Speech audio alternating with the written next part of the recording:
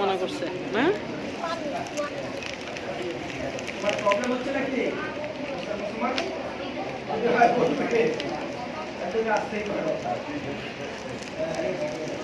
problem হচ্ছে বলবে কিন্তু তুমি এর ব্যাপার কিন্তু বুঝাচ্ছি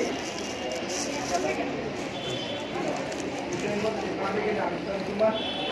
পারবে আপনাদের এসে বলো তাহলে তুমি হালকা করো তুমি পাঠাও